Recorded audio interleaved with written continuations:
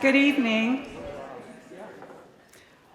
Welcome to the Menil Drawing Institute. We're so happy to have all of you here tonight for our lecture by the Menil Drawing Institute postdoctoral fellow, Jana La Brasca. My name is Mary Magsman. I'm the manager of public programs. Before we begin, just a quick reminder to please silence your cell phones. Tonight's program is being recorded and will be available on our YouTube channel. After Jana's talk tonight, we invite you to stay and view a selection of drawings in the study room, which is right over here, and they're works that Jana has selected. So we invite you to come back there and view those as well. Next week, please join us for two special programs that are related to the wall drawing here. We're bringing back Ronnie Quevedo, and he will be in conversation with author Xochitl Gonzalez, and then that's on Thursday night, and then on Friday night, we're doing a special multidisciplinary performance in response to Ronnie's wall drawing that is going to be a collaboration by Anthony Almendarez, Gabriel Martinez, and Patti Solorzano. And now I'm pleased to turn it over to my colleague, Kelly Montana, Associate Curator here at the Menil Drawing Institute, who will be introducing Jana. Thank you.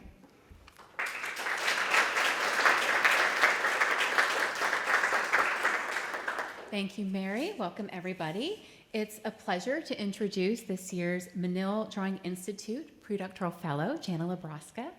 Jana is a doctoral candidate in art history at the University of Texas at Austin, and was a curatorial researcher for the exhibition Groundswell, Women of Land Art at the Nasher Sculpture Center in Dallas.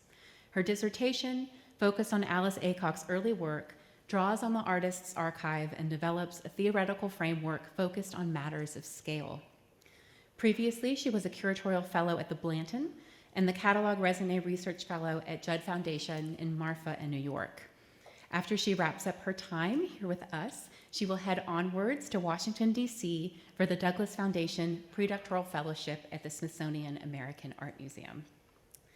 In her work, Jana is interested in questions of calibration across art, science, and engineering, the paradox of permanence, and archival flickers. We turn to Jana tonight as this lecture is the capstone to her 9 months here at the Menil that she has spent in our collections and archives, as well as writing her dissertation. As part of our fellows' time here, we always encourage them to request drawings from storage to view in our study room and spend dedicated time with, and Jana needed no encouragement. The drawings she requested spanned geographies, eras, administrative means, and spiritual ends. As Mary mentioned, the study room will be open tonight after Jana's lecture with a selection she's made with a particularly special surprise. The breadth and perspicacity of her selections over these months, to my mind, have only been rivaled by a few artists that we have welcomed to the Drawing Institute. Jana herself once described her selection matrix to me as promiscuous. And indeed, Jana's intelligence is boundless, her curiosity knows no borders, and yet her incisive observations always land on their target. Art history through Jana's eyes becomes the deeply humane and recuperative chronicle that artists and we all need and deserve. Join me in welcoming Jana.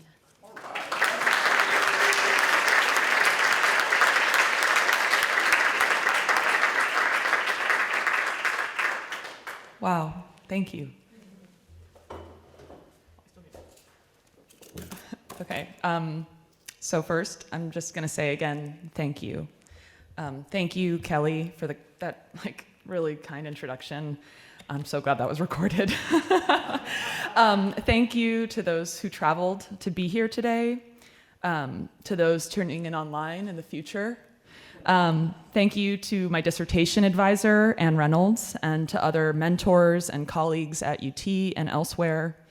Thank you to the Nasher Sculpture Center, Judd Foundation, and other archives and museums, including, of course, the Menil, for the many images I'm about to share. I also want to express my deep gratitude to Alice Aycock and other artists whose work I will discuss today for participating in my research, welcoming me to their studios, and above all, for making their inspiring work. Thank you to the Menil and all the staff, and to friends and colleagues in the broader Houston community.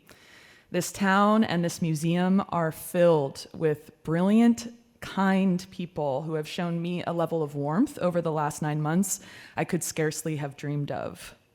The support and range of experiences built into this fellowship have helped me grow and change in profound and permanent ways. Thank you to the Menil for fostering and encouraging freedom and scholarly inquiry, and for continuing to invest in diversity, critical inquiry, and a plurality of viewpoints as a source of strength, especially in the present climate. Words truly cannot express my gratitude for the opportunity to be here today. So instead of trying to talk anymore about it, I have sought to metabolize it into my work and this talk today as an offering, a parting gift, as fuel for thought. So what I've prepared for us today, as you've heard a little bit about already, essentially has 4 parts. I'll start by telling you a bit about how my background, past projects, and research here at the Menil have informed my overall methodology and research questions. Then I'll introduce my dissertation project, which you heard about already a little bit, who is not yet represented in the Menil collection. I'll conclude the talk by focusing on a few specific works that are both important for my project and demonstrate some of the ways I sought to ground my research here in Houston. And finally, we will move to the study room, where I have curated a selection of works from the Menil Drawing Institute that have helped me think about these ideas all along the way. And we will practice looking together, which has been another invaluable part of this experience.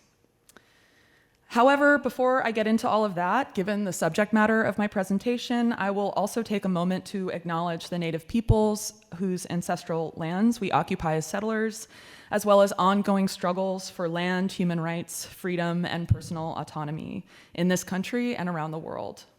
My research deals with themes of building and destruction, as well as the ways that the uneven distribution of power enables specific cultural and historical narratives to dominate others, and how this manifests physically in the environment and over time.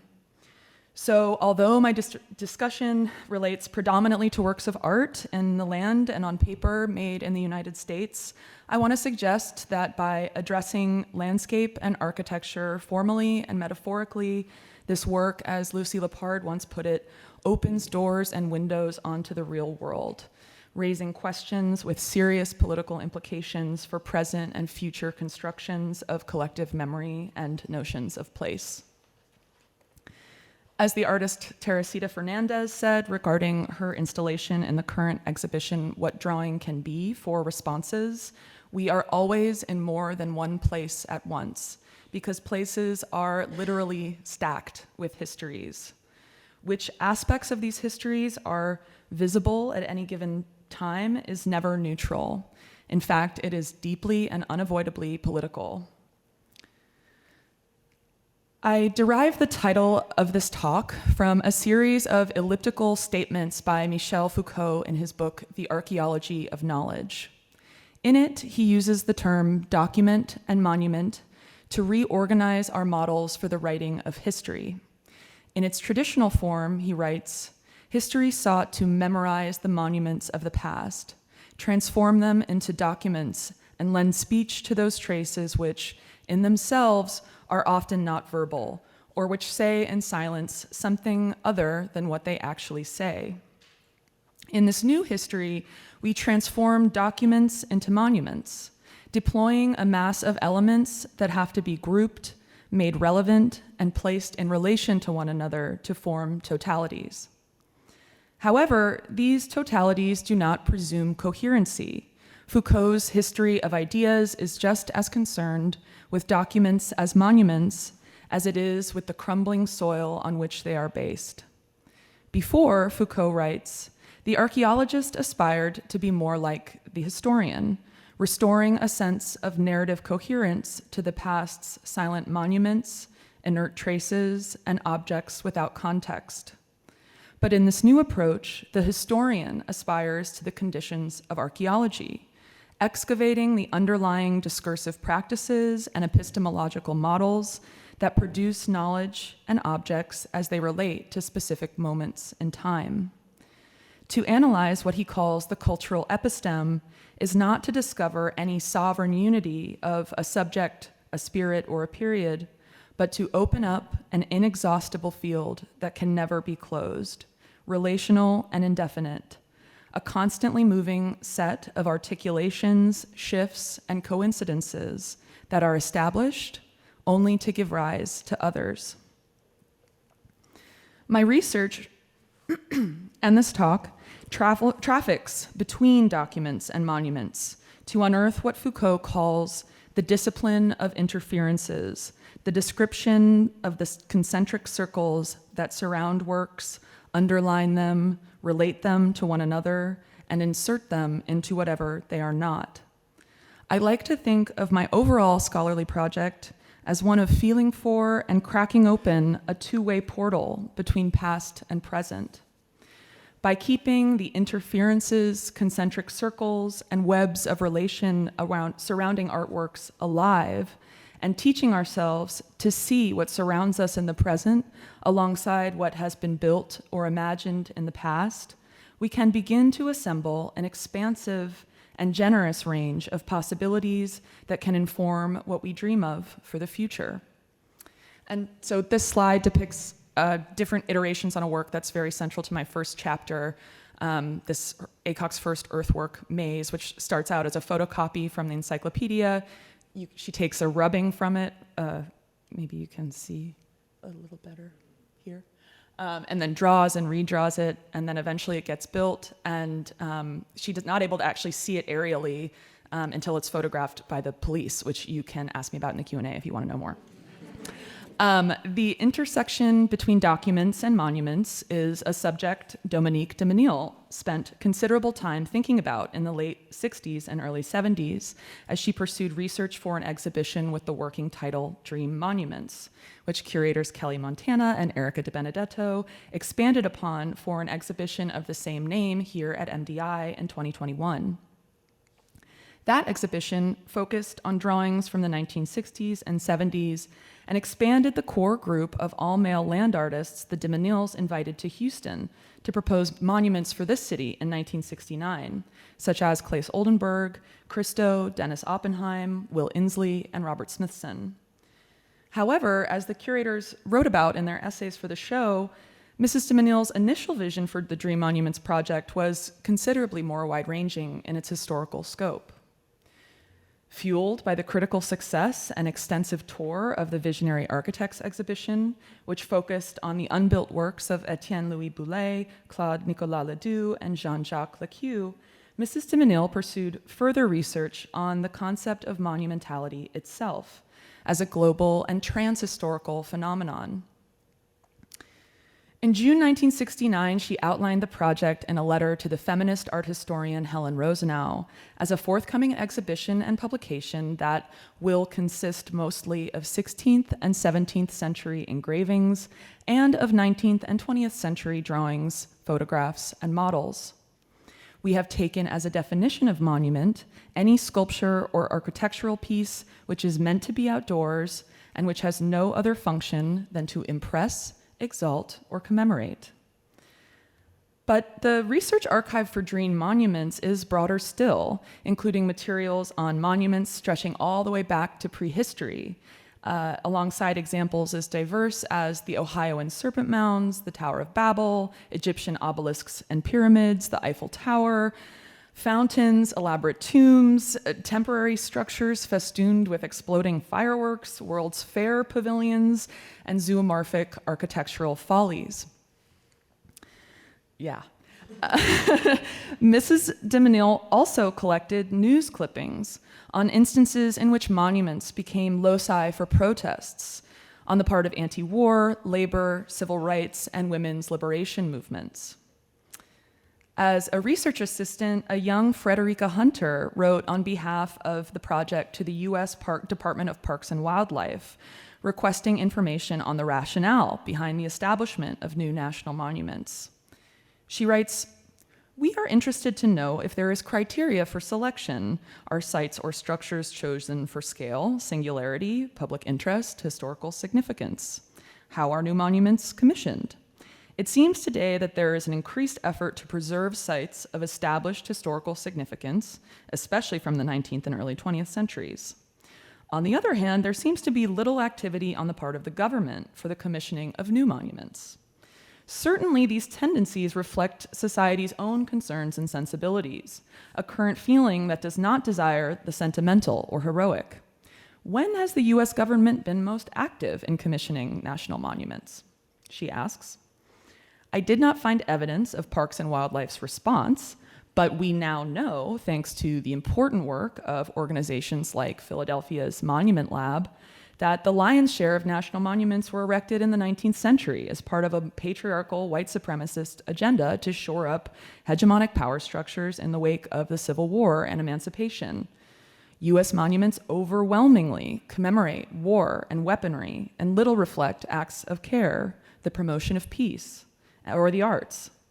And as we speak, the current administration is seeking to reduce the footprint of protected lands and national monuments in the Southwest for resource extraction by potentially millions of acres, at the same time as it is recruiting artists for a conservative Garden of Heroes, funded with monies from canceled NEA and NEH grants.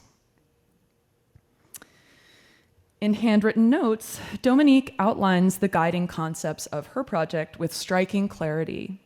Leave out what is definitely architecture, leave out what is definitely sculpture, what appears to us dreamlike, what in its intention is a monument. That Mrs. de Menil investigated this subject so assiduously, well before the creation of this institution, speaks to the founder's expansive vision, scholarly rigor, and investment in the kinds of social cohesion and community that can coalesce around monumental installations, which is a subject I will return to in just a moment. For now, though, I will observe that as an unfinished or perhaps simply open-ended project, Dream Monuments is itself a kind of dream monument, to use Dominique's term, or document monument, to use Foucault's. I love that the Menil Archives finding aid describes this as a future rather than unrealized exhibition. With this project, Mrs. de Menil sought to place difficult to categorize structures that were built or unbuilt, under threat or destroyed, on the same plane of visibility to stoke further creative energy and critical thought.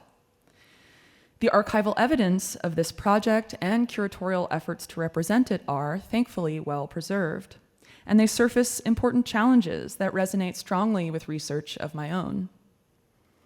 I first tried to use this title, Document Monument, in the context of my work on the exhibition that became Groundswell Women of Land Art, which took place at the Nasher Sculpture Center in the fall of 2023. Document Monument was rejected as an exhibition title for a few reasons, including the fact that it included a slash, which I learned is problematic for both book design and for search engine optimization. Still, I thought it apposite because, as curator Lee Arnold and I found when developing the exhibition, we faced a double challenge. Not only were we assembling an exhibition for a museum consisting of work that was largely made to be seen outside of one, but also that some of the most historically significant works of land art by women were ephemeral, intentionally or unintentionally so. So they are out there, like the works of land art you can visit on a road trip, but not in their original physical forms. Many are site-specific, but also temporally specific, and so they trouble any simple binary of extant and destroyed.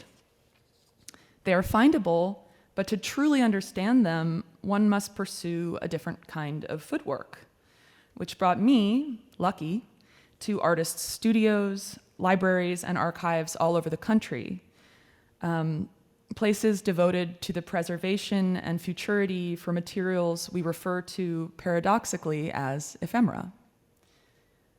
One way to encapsulate how Groundswell intervened on dominant narratives of land art, including but certainly not limited to the issue of gender, is to note the juxtaposition of Lita Albuquerque's Spine of the Earth and Maren Hassinger's Forest on the front and back covers of the book, which is sometimes available in the Menil bookstore. Both works were impermanent, and the images that illustrate them highlight this by indexing or suggesting the presence of wind. Where Hassinger's bending metal strands in forest appear to blow softly in the breeze, Albuquerque's pigments and spine of the earth are in the earliest stages of being carried away, highlighting both artists' embrace of ephemerality as a basic condition of working outdoors and with nature. Another example of an artist who sought to collaborate with nature, one of the exhibition's foundational figures, is Patricia Johansson. Although she built none of the visionary gardens she invented for her important house and garden series of 1969, she was involved in many environmental remediation and public art projects over the course of a six-decade international career. It's important to me to say her name and to speak of this project in this temple to drawing, especially in the wake of her passing last fall.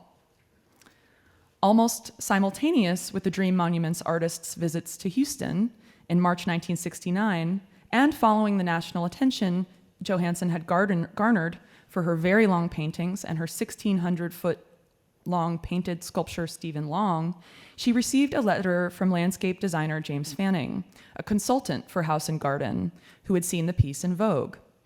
"Dear Miss Johansson," it began, "would you like to design a garden for this magazine?" She didn't need to know how to build it, just to offer a proposal focused on form, color, texture, and materials. Although she knew nothing about gardens at the outset, Johansson erupted in research and creativity, and with Fanning's ongoing encouragement, she wound up creating no fewer than 150 different proposals for visionary gardens.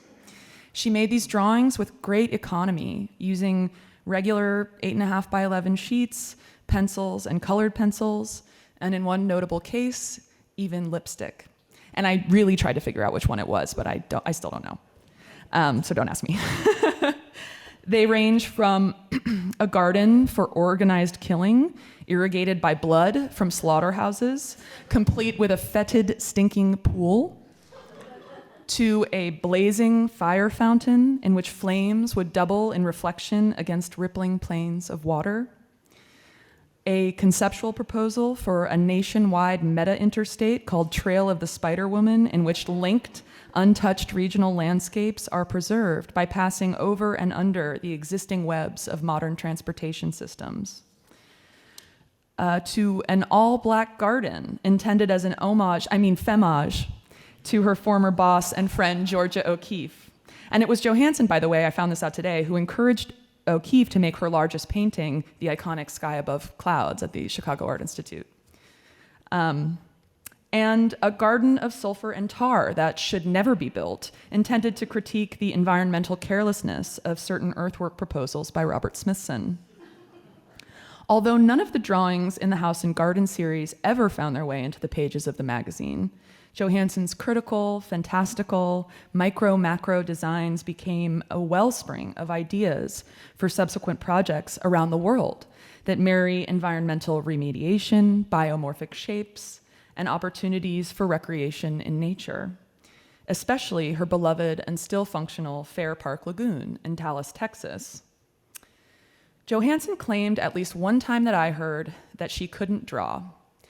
Respectfully, Patricia, wherever you are, I must disagree. In this and several other cases, the challenges of presenting land art in a museum became one of the exhibition's greatest strengths, because it enabled us to place projects that were either too ambitious for the available resources and sites, alongside documentation and working materials related to those that were never made and still exist, as well as those that don't survive, highlighting the ideas rather than the material circumstances, civic, financial, institutional, determining whether something could endure in its built form. Drawing, as it turned out, was absolutely critical for this, and the show featured truly amazing works on paper by artists such as Ana Mendieta, Jody Pinto, Agnes Dennis, Michelle Stewart, Beverly Buchanan, and the subject of my dissertation, Alice Aycock. Even though these artists were clearly working in dialogue with, and perhaps even in more radical ways than those the de Menils invited to propose monuments for Houston, their work remains criminally underknown and understudied. As progressive and visionary as this museum's founders were, their collection still reflects the gendered biases structuring histories of land art, indeed art history at large, which is a dynamic that is slowly but surely changing. I began my career as an art historian working with and around the legacies of Donald Judd in the 2 organizations he founded in Marfa, Texas. Here I am over a decade ago with one of my proudest achievements during that time, the processed James Deering papers in Judd Foundation's archives. James Deering was, from the late 60s to the early 80s, one of Judd's closest studio assistants. He was first hired around the time of Judd's 1968 retrospective at the Whitney, and among his early tasks was caring for the artist's collection of cacti. Deering would then go on to accompany Judd on some of those early road trips around the Southwest and Baja, and eventually he assisted the artist in moving from New York to Marfa.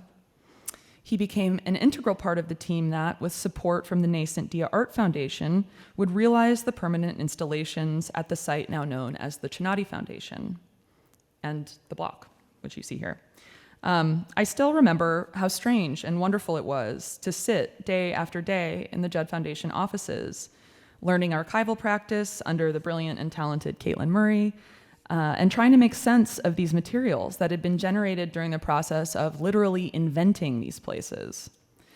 It felt as though I were bouncing back and forth in time, wearing an affective path between my present and this sense of deeper, layered history.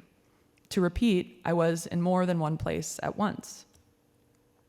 This archive, which I later relied upon heavily in my subsequent work on the Donald Judd Catalog Raisonné, left me a bit obsessed with relationships among art objects, process, documentation, and time. I've thought a lot about something Judd wrote in 1984. The art and architecture of the past that we know is that which remains. The best is that which remains where it was painted, placed, or built. More specifically, I've thought a lot about the relationship he's asserting between the best and that which remains. Here he seems to mean the best in the sense of ideal, and based on the legacies of permanent installation he established in Texas and New York, it makes sense why he would write that. And to be clear, I really believe in the power and the value of permanent installation, not just in Marfa, but here in Houston too. Being able to return and return again to places like the Cy Twombly Gallery, the Dan Flavin installation in Richmond Hall, and to Barnett Newman's Broken Obelisk and the Rothko Chapel is important. It is a profound gift to experience the depth and complexity of these works, buildings, and campus as they endure in time, to see them more and to see them differently, to measure the changes in yourself against them. But is it true that they are the best, or somehow more valuable or valid than works not granted the privilege of permanence? I'm honestly not sure. I came to work on Groundswell because of my dissertation project, The Machine That Makes the World, Alice Aycock to Scale, which has been my primary task during this fellowship, besides promiscuously looking at drawings. Aycock is an artist for whom there is always much more to it. She intentionally overloads her work with meaning and references to reflect a worldview characterized by complexity and unpredictability, rather than simplicity and order. See, for example, the True and False project, entitled The World is So Full of a Number of Things, built temporarily in the artist-run space 112 Green Street in 1977. See as well all the references built into it: Roman catacombs, an 18th century telescope, engravings by Piranesi, Hieronymus Bosch, Russian constructivist theater design. A mentee of the artist Robert Morris, educated in a New York art world dominated by minimalism, Aycock was interested in the minimalist object's relationship to a viewer's real space, but she missed content and narrative. I've lately started to say that she is an artist who attempted to fit all of art history, or certainly quite a bit of it, into her work, because, as she put it, undermining and underpinning it all, there is a romance with history. As a graduate student circa 1970, she had a job as a slide librarian in Hunter College's art history department, whose faculty was somewhat legendary during that time. Morris, yes, and also Tony Smith, Linda Nochlin, Leo Steinberg. And I suggest in my dissertation that studying with some of them, as she handled the production, cataloging, and cleaning of the department's slides, in addition to simply living in New York City at that time, primed her for what has become an omnivorous, insatiable, career-long practice of making art based in tireless research and citation. Even these bands of illustrations Aycock included in her artist book, which indicate the breadth of her referential universe, have a sort of slideshow or film strip quality to them. Aycock is fond of the titular image in Jorge Luis Borges' short story, The Aleph, in which a writer discovers beneath the stairwell of a Buenos Aires basement a tiny object that contains everything. A small, iridescent sphere of almost unbearable brilliance, probably little more than an inch, but all space was there, actual and undiminished. Aycock's works aspire to function like Borges's Aleph, the multum in parvo, a great deal in a small space. I chose to center my dissertation on this artist because of the seductive enigma of one such object, a 6 by 6 inch artist book she made in 1977.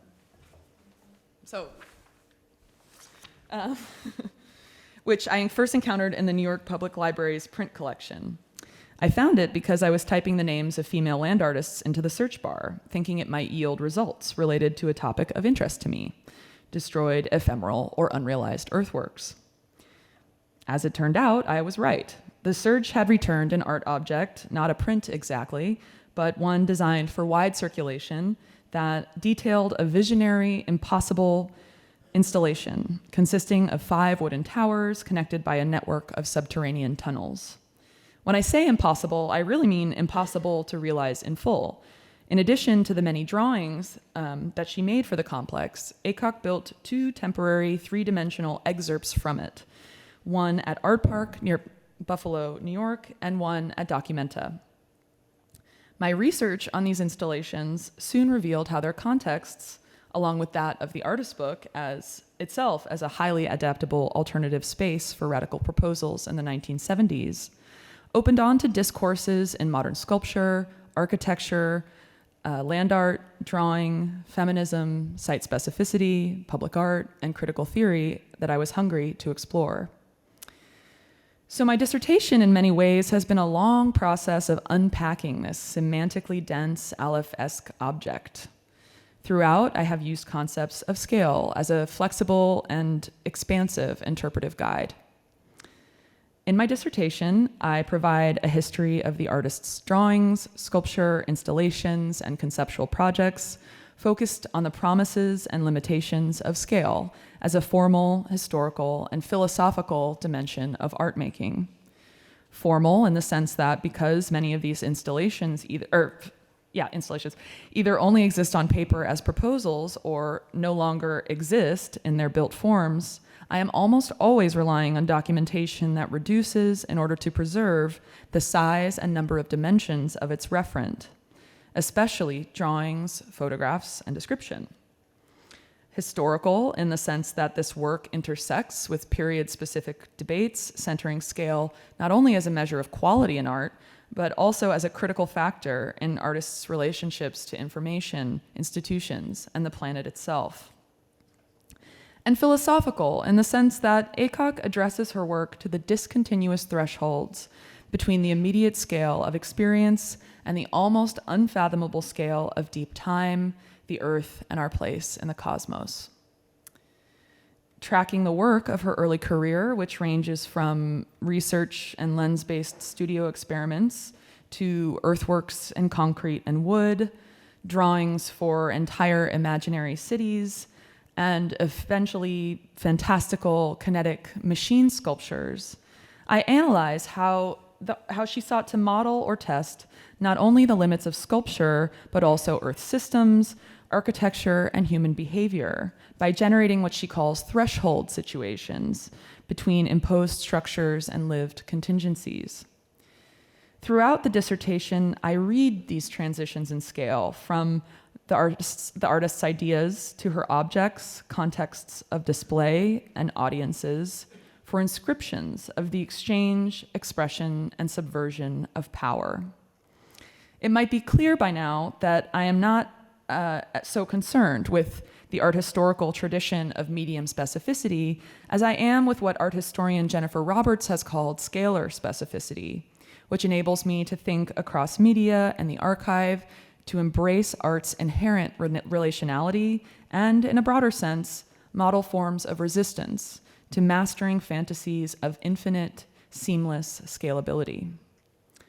Using the archive, the artist's living memory, and my imagination, I seek to establish a better understanding of both the embodied experiences of contemporary viewers and my own as a researcher in the present.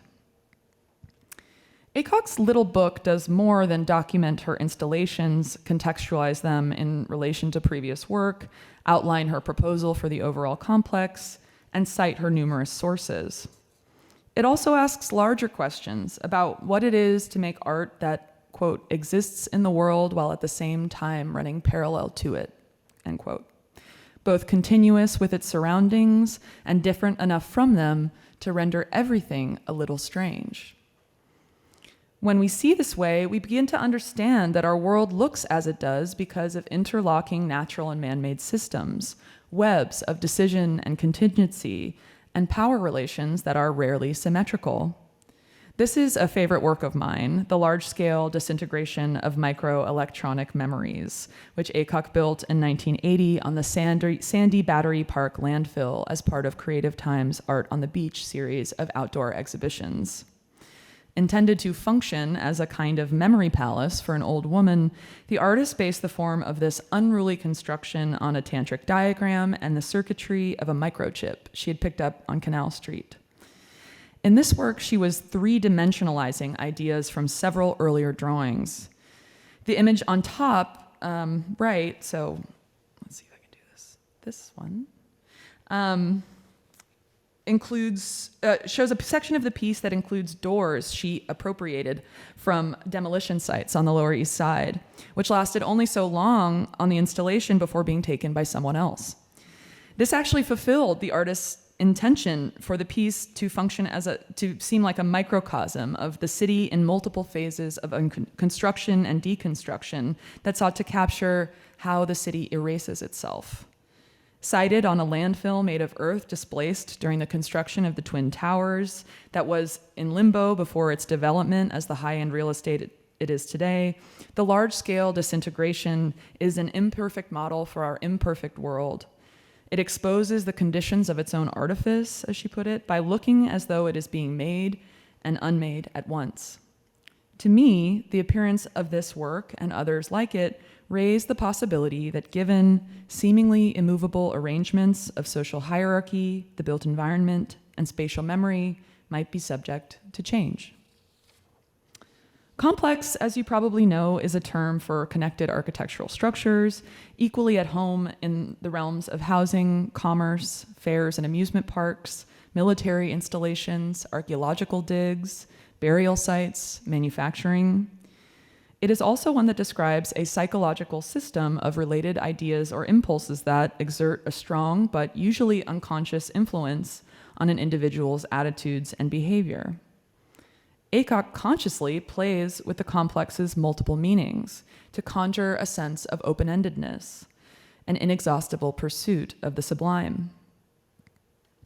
Her use of this term also ties the work to a contemporary critical context that includes Robert Venturi's Complexity and Contradiction in Architectural Design, Rosalind Krauss's Sculpture in the Expanded Field, in which she designates the complex as a category of postmodern sculpture that is both architecture and landscape, which kind of rhymes with Dominique's earlier idea to leave out what is definitely sculpture, leave out what is definitely architecture. And Lucy Lepard's writings on complexes within an emergent trend of architectural sculpture in nature. In my dissertation, I really stretched this notion of complex, etymologically braided together, to embrace the knot of paradoxes that have made this work so difficult for scholars to parse. Aycock's work often inhabits a challenging middle scale, large for sculpture and drawing, small for buildings, to amplify spatial extremes of entrapment and precarity, conjure a sense of theatricality, and invite viewers to partake in intense, unsettling experiences, mentally and or physically. Although in some of her drawings she envisions other worlds, they are non-utopian ones. In fact, like a shantytown which has a lunatic charm that is quite engaging, or rather a shantytown inhabited by two lunatics, they tend to be disturbing, challenging, and frequently darkly humorous.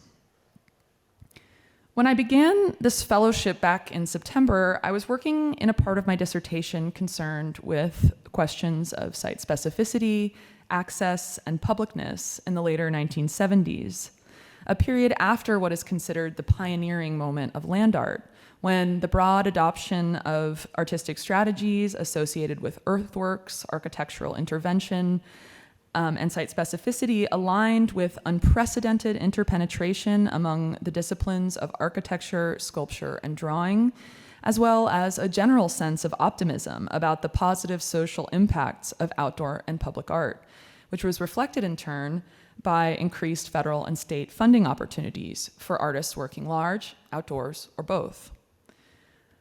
I was also writing about Aycock's city drawings of the same period, which depict complexes that were even more ambitious than the ones she had described in her little book.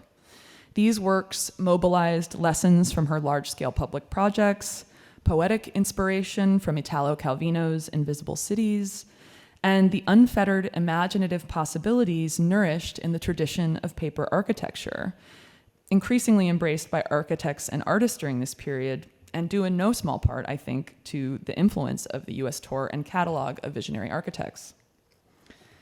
A key example of Aycock's city drawings is, I have tried to imagine the kind of city you and I could live in as king and queen, for which the artist wrote an accompanying text in the form of a short, unperformable play. She identifies the 5 structures rendered axonometrically here as the Queen's complex, giving them classicizing names such as the Nymphaeum, the Canopus, and the 100 Small Rooms. As much as these structures recall antiquity in name, they visually reference the architecture of Appalachian mining towns, familiar to the artist from visiting family in the South growing up. The structures of the Queen's complex are connected by chutes and elevated pathways, entered by climbing over fences, and exited by descending ladders into thin air. The city also includes a smaller, disconnected, inhospitable kingly precinct, which is never rendered on the same sheet. The separation of the complexes for king and queen, combined with the sense of fatigue in I have tried and the conditional could, compound that sense of bitter desire, inevitable separation, and conflicted grandeur engendered by the structures themselves.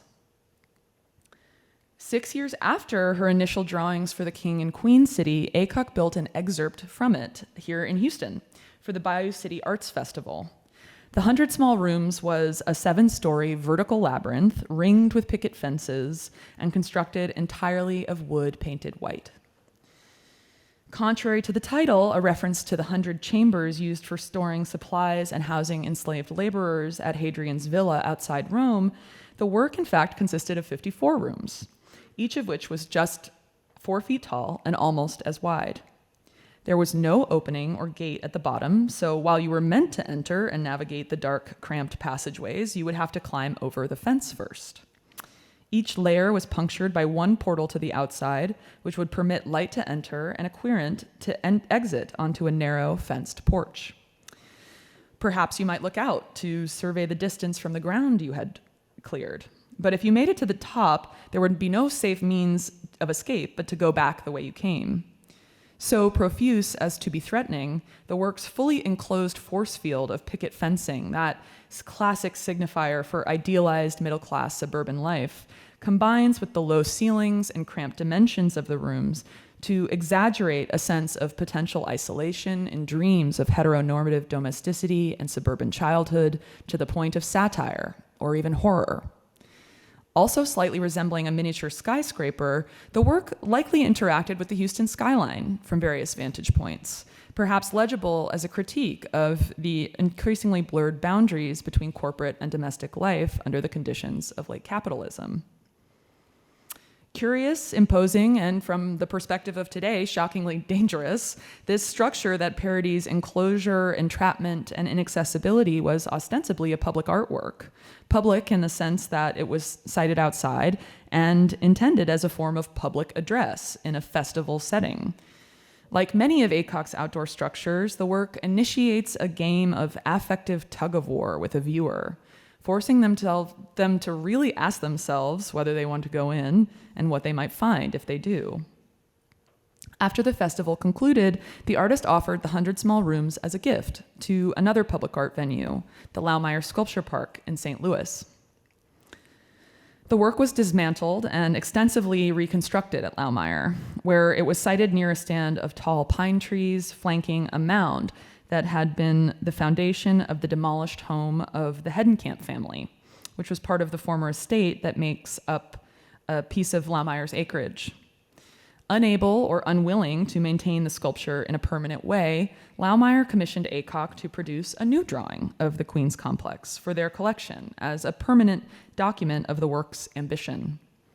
For this iteration, ACOC chose isometric perspective, placing the structures of the Queen's Complex in the blank, non-specific field of the sheet, while rendering masonry, fences, chutes, and tunnels in meticulous, honestly exquisite detail.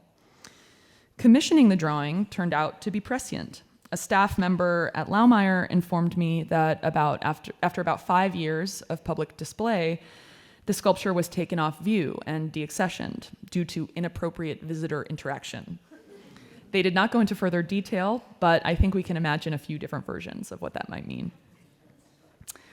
Around the time that she built the 100 small rooms in Houston, ACOC also produced several more drawings of the structure that layered on a kind of alternate history through the elaboration of titles and the addition of further imaginative detail.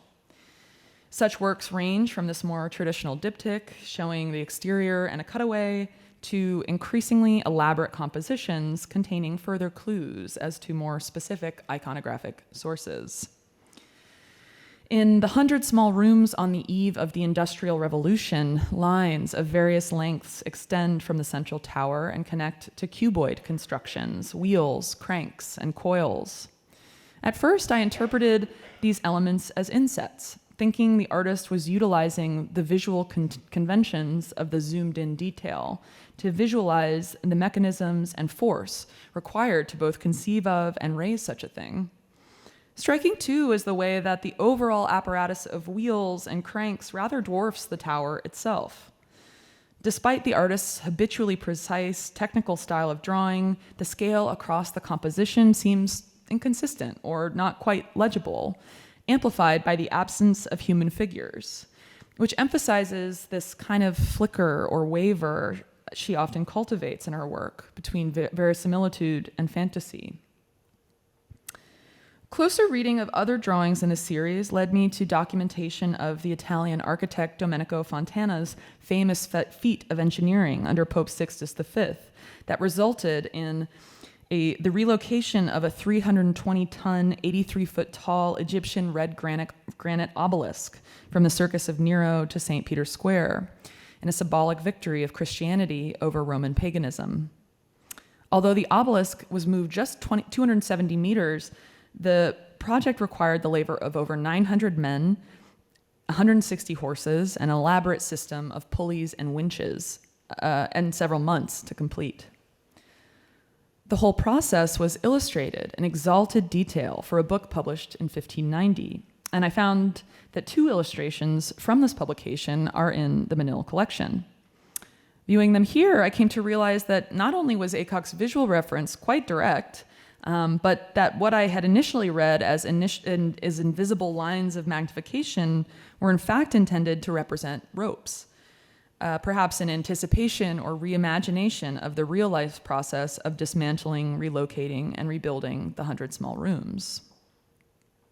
So you can't see it super well, but there's the coils, there's some of these cube things and cranks and stuff. In the most elaborate drawing of the 100 Small Rooms, Aycock expands the title to The 100 Small Rooms, Another Tower of Babel, on the eve of the Industrial Revolution, a pictorial recreation of the raising of an Egyptian obelisk in the Piazza di San Pietro, Rome, 1586, with amusement park. Splayed around the structure are now an even larger array of wheels, pulleys, and simple machines, again rendered to a heterogeneous scale.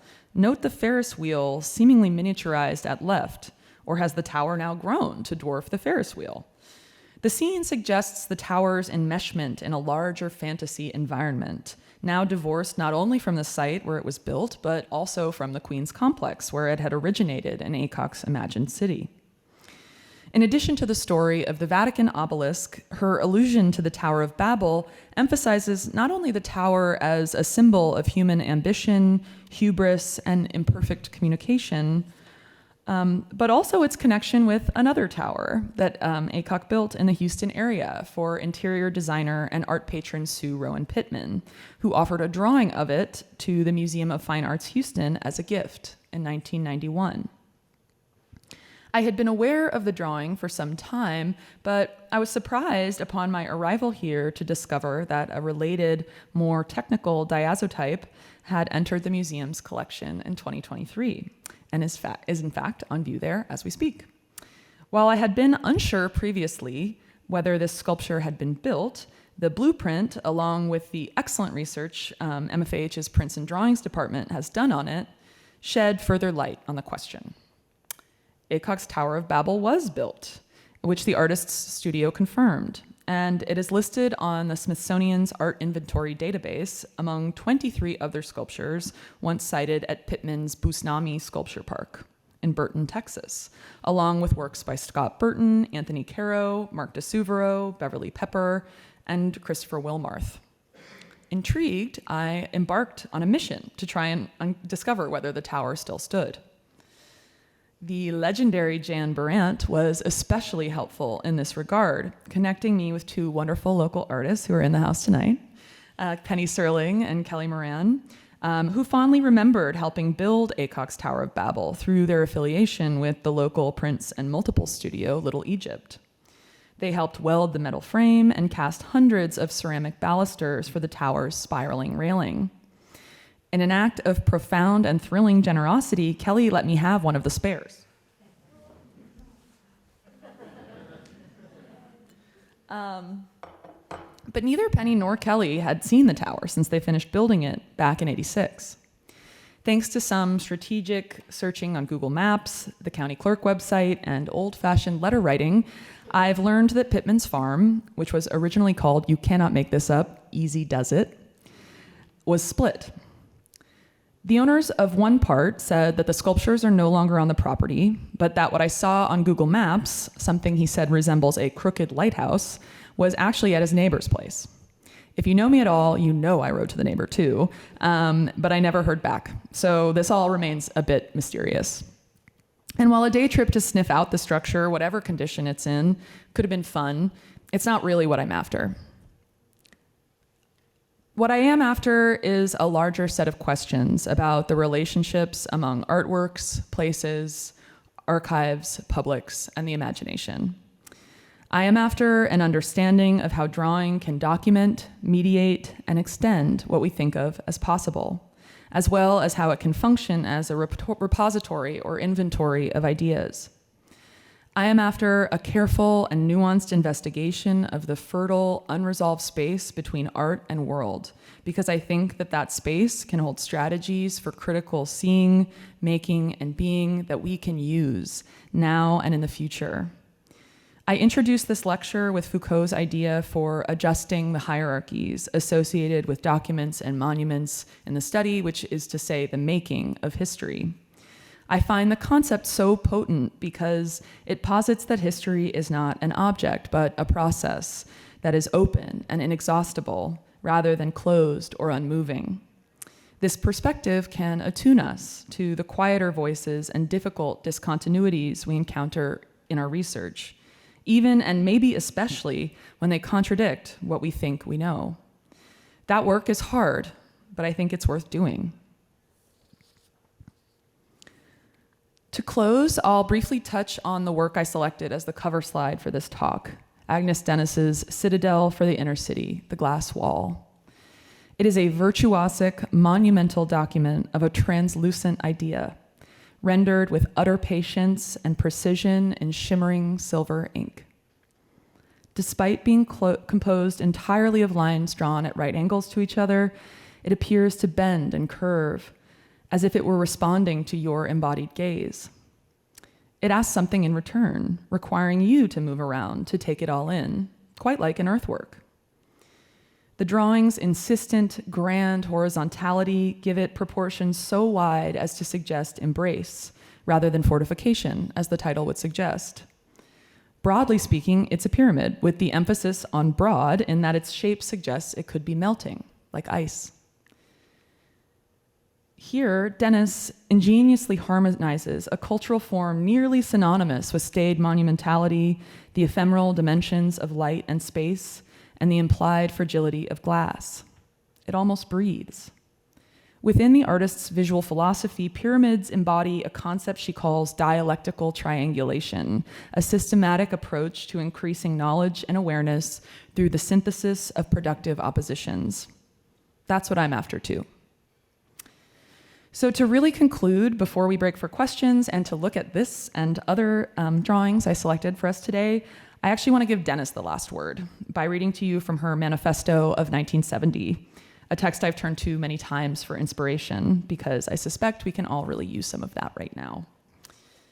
Working with a paradox, defining the elusive, visualizing the invisible, communicating the incommunicable, not accepting the limitations society has accepted, seeing in new ways, living for a fraction of a second and penetrating light years, using intellect and instinct to achieve intuition, achieving total self-consciousness and self-awareness, being creatively obsessive, questioning, reasoning, analyzing, dissecting, and re-examining, understanding the finitude of human existence and still striving to create beauty and provocative reasoning, finding new concepts, recognizing new patterns, desiring to know the importance or insignificance of existence, seeing reality and still being able to dream, persisting in the eternal search. Thank you.